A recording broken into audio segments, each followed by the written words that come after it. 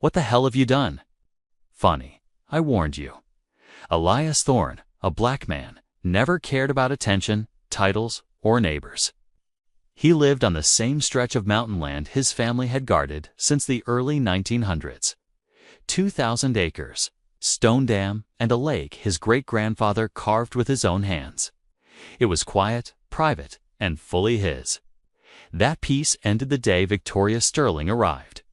Victoria wasn't just rich. She was the type who believed money was authority. She bought the entire ridge next to Elias's land in a single afternoon. Paid cash, didn't blink, and immediately started transforming it into her own kingdom. Within weeks, she purchased 100 prefabricated luxury cabins, dropped them into neat little rows, and announced the grand opening of her new development, Sterling Peak Estates. The moment the cabins touched ground, she declared herself HOA President. From the start, Elias felt her eyes on his lake. She'd drive her pearl-white SUV to the property line, stare across the water, and smirk as if deciding what part she planned to take next. It didn't take long before she marched to Elias's front gate, wearing sunglasses, expensive jewelry, and a smile that didn't match her eyes. She offered him money, real money, a multi-million-dollar offer to buy his land and the dam. "Think of what you could do with it," she said. "I could turn this whole valley into something spectacular." Elias didn't even need a second answer. "Not for sale," he said. "My family built this. I'm keeping it." Victoria froze, then laughed, then glared. She couldn't process being told no, especially not by him. The moment she walked away, Elias knew that look. She wasn't done. Days later, he understood just how far she'd go. Victoria used her wealth to hire a crooked surveyor named Marcus Vance and forged a new boundary map, one that conveniently shifted several acres of Elias's shoreline onto her side. The map looked official. Stamps, seals, signatures, everything a cop or county clerk would accept at first glance. Then she made her move. Elias woke one morning to chainsaws roaring on his land. He stormed down the hill and found Victoria standing, in a hard hat and designer boots, waving her arms while workers cut trees, ripped out brush, and cleared ground like they owned the place. "This is my land," Elias snapped. Victoria didn't even turn fully toward him. "Not anymore," she said coldly. "According to my map, this section belongs to me. You can't stop me." Have you ever met someone who thought money gave them the right to take anything they wanted? What would you do? If a rich HOA president tried to steal the land your family protected for generations? Before we get into it, what country or city are you watching from right now? Drop it in the comments. I love seeing where everyone is tuning in from. And if you believe greedy people who cross the line should always face consequences, then smash that like button and subscribe to Karen Conflict, because justice hits different when nature delivers it. Elias stared at her, stunned. He knew then this wasn't entitlement. This was war. Elias didn't waste time arguing. He pulled out his phone and called the sheriff right there in front of Victoria and the workers ripping up his land. Minutes later, a patrol truck rolled up. Deputy Lawson stepped out, looked from Elias to Victoria, and immediately sensed tension. "She's trespassing." "This is my land," Elias said, pointing to the trees her workers were cutting. "I've owned it my whole life." Victoria stepped forward before the deputy could reply. She was smiling like someone who thought she had already won. She reached into her folder and pulled out her forged survey map. Thick paper, stamped, sealed, signed. It looked real enough to hang in a courthouse. "This is the updated boundary," she said sweetly. "This section falls under Sterling Peak Estates. I'm simply developing what I've bought." The deputy looked at the map, then at Elias. The problem, at first glance, the fake map looked legitimate. Clean lines, official markings, a professional layout. "Sir," Deputy Lawson said carefully, "her map looks valid, unless you have something to prove otherwise." "I can't tell her to stop." Elias felt his stomach drop. He knew it was fake, but he couldn't prove it right there on the dirt. Old documents, historical deeds, family archives. They weren't in his pocket. He had no choice but to back off and gather evidence. Victoria smirked as the deputy walked away. "Told you," she said quietly. "You should have taken my offer." Elias left furious, but focused. He went into the attic of his old stone lodge and pulled out every document his great-grandfather preserved. Hours turned into a full night of digging until he found it. The original hand-drawn boundary map from the early 1900s. Heavy parchment, ink lines, the real county seal burned into the corner, and it proved exactly what he knew. The land Victoria claimed was undeniably his. The next morning, he took copies to the sheriff's office. They examined it, but their answer was the same. "Sir, this is a civil matter. Only a judge can overturn a recorded survey." He sent a formal complaint to the HOA board. Victoria ignored it.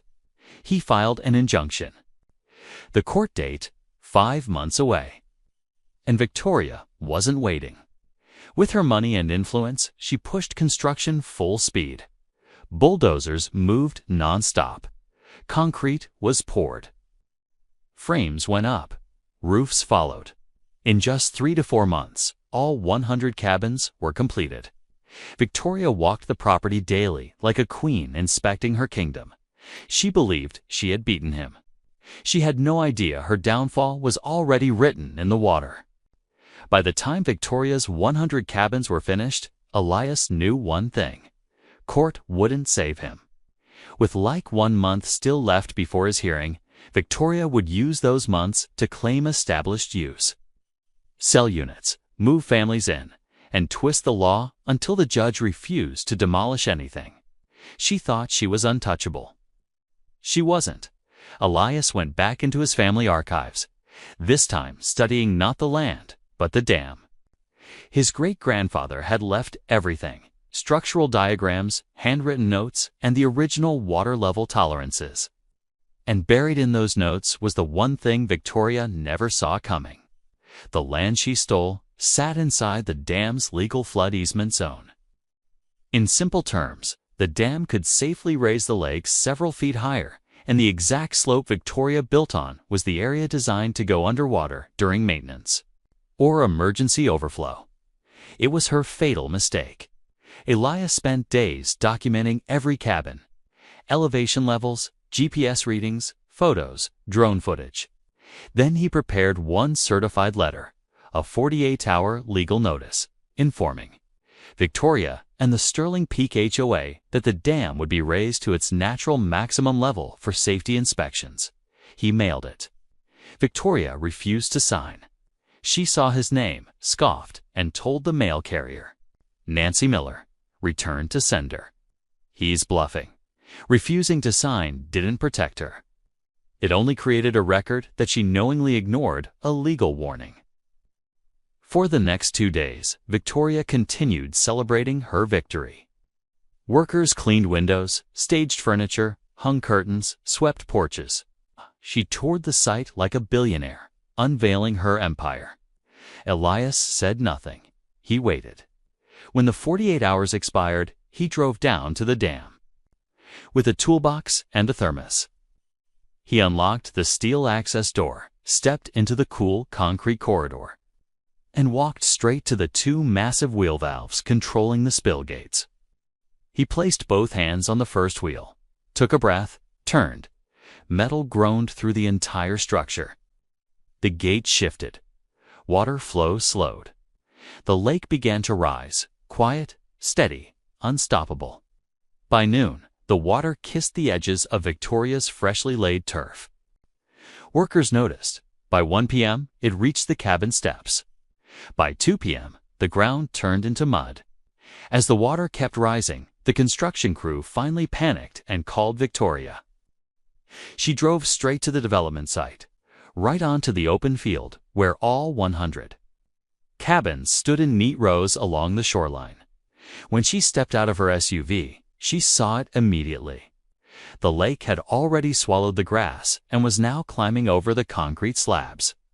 Of the first row of cabins, workers were yelling, pointing at the water, trying to grab floating materials. The entire site was chaos. Victoria marched through the mud toward the shoreline by shouting at her workers first.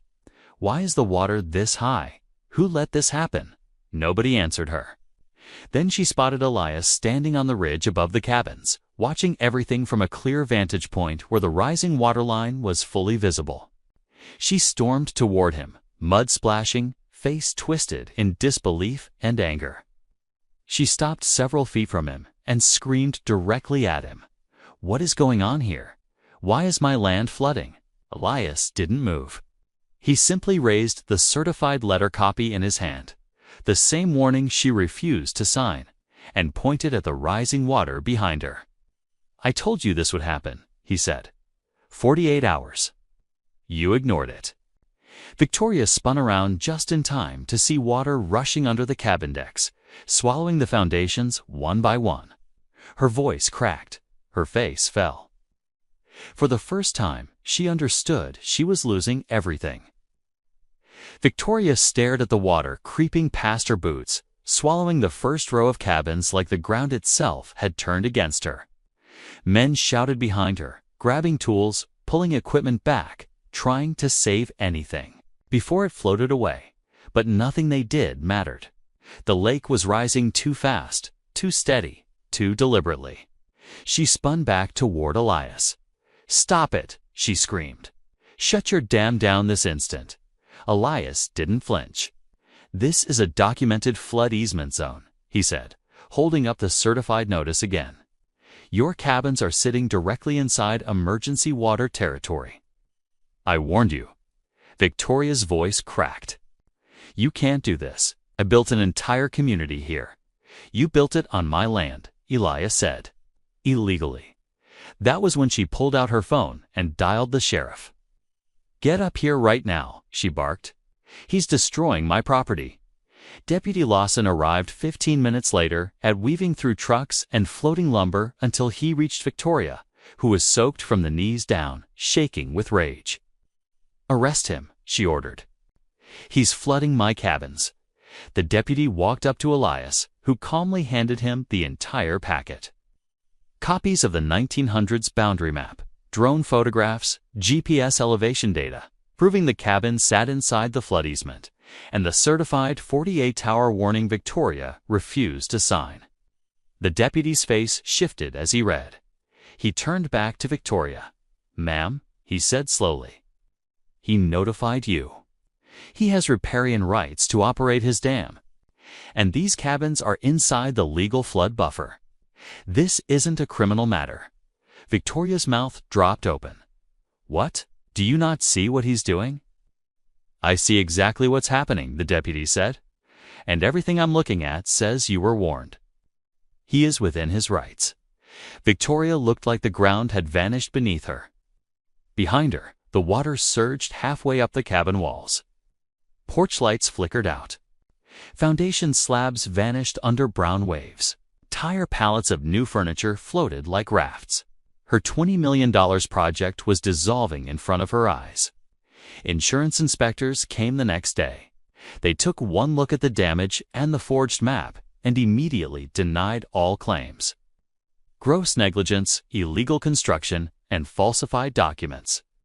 The investors and financiers she borrowed from, Richard Cole and Eleanor Price, came for blood. Victoria had taken out massive construction loans, purchased equipment on credit, signed private investor agreements, forged a county survey, built on land she didn't own, ignored a legal flood easement warning. Lawsuits piled up. Her empire collapsed from the inside. Her money was gone. Her expansion project was destroyed. Banks, led by Arthur Hayes, froze her accounts. Contractors, including David Silva, put liens on her property. The county threatened criminal charges for falsifying documents. The woman who once boasted she would own the entire valley now sat in her glass office, staring at a stack of lawsuits taller than her ambition. And Elias? He kept the lake at its high level until every cabin was destroyed beyond repair. Then he lowered the water, cleared the wreckage, restored the land, and walked his property again, untouched, unbroken, still his justice, delivered by water. If you believe nobody, no matter how rich, has the right to steal what isn't theirs, make sure you smash that like button and subscribe to Karen Conflict.